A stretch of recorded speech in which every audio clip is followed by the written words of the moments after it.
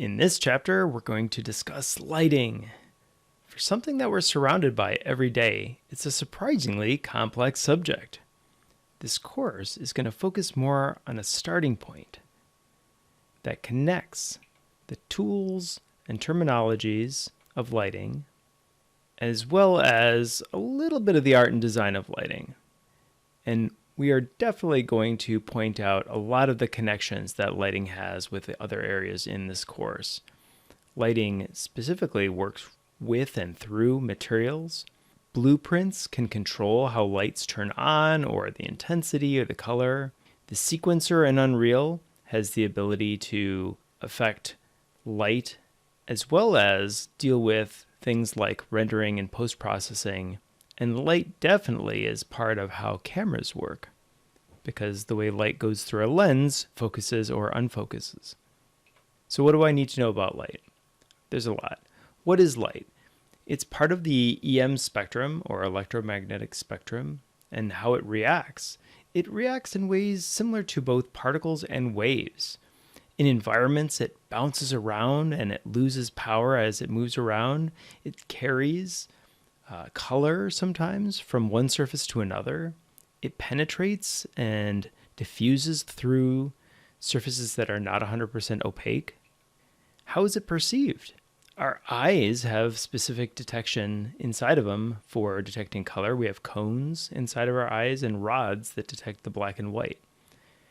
And our eyes, in fact, work in ways that specifically will detect more black and white depending on how much light is in the environment.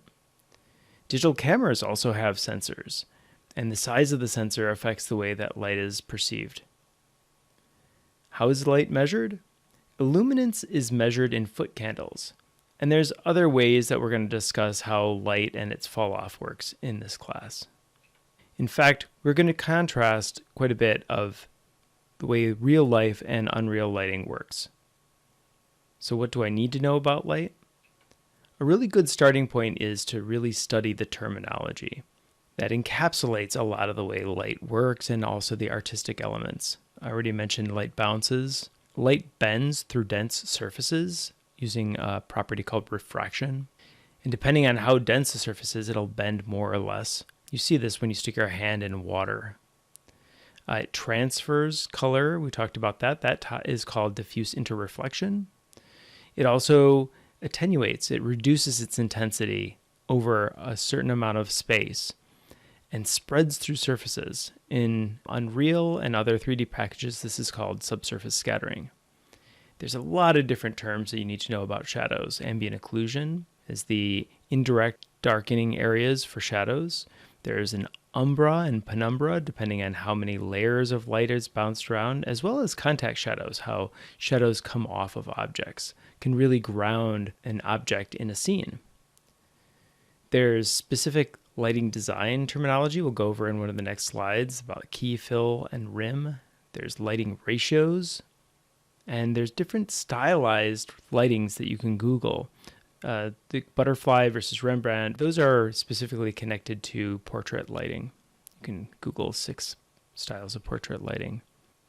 In the Unreal documentation, I put a link in here, there's 29 technical subcategories that Unreal goes over for the lighting. So you can click on this link and see some of those.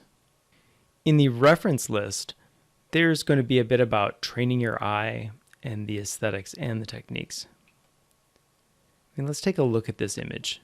Just check out how the light is going into these clouds. Clouds are made out of water vapor and it just diffuses so beautifully throughout the clouds.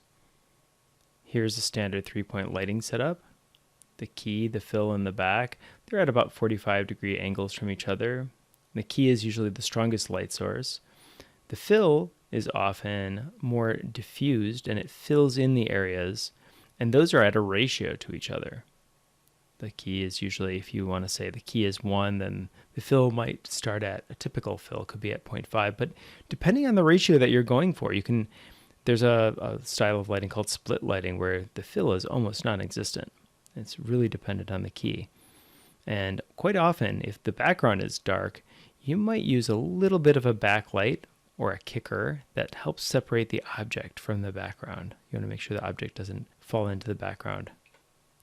There's different lighting designs for interiors, for exteriors, and the lighting temperature also varies in the interiors versus exteriors. And we'll talk about light temperature a little bit.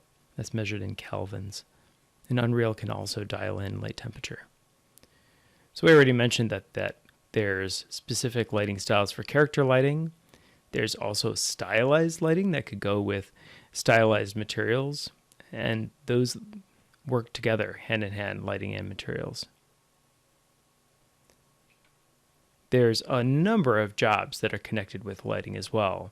Cinematographers, lighting artists, lighting technical directors, lighting TDs. Architectural visualization really pays a lot of attention to the way light works, specifically focusing on realism, as well as product visualization. You want to make an object that you've designed look as good as it can be in the product visualization. Lighting at different times of day. We're going to end up this chapter with a little bit on that, and Unreal is able to do time of day lighting as well as lighting based on specific geographic coordinates, which is pretty amazing. And effective lighting improves so many things. It improves readability. I already mentioned making sure that the object, it doesn't look flat. You can make an object really look 3D. You can make it look flat if you want to for a stylized look. You can bring it forward or backward in the frame. Connecting light and color, usually a slightly warm light will bring an object forward, and cool background will almost create a perception of receding. Good lighting improves believability. It also it affects the way you perceive distance.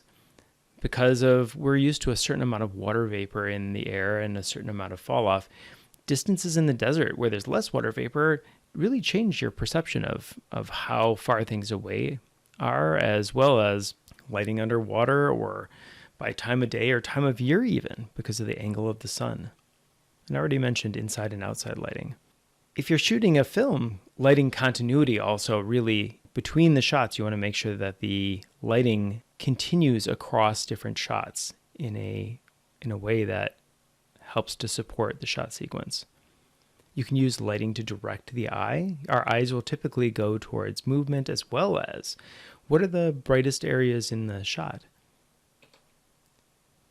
And finally, lighting can be really done to create a mood. And that's a whole art in and of itself. So we're not going to cover too much of that in this course, but it's something worth looking further into.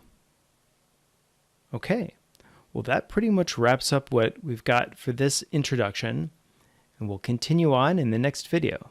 Thanks.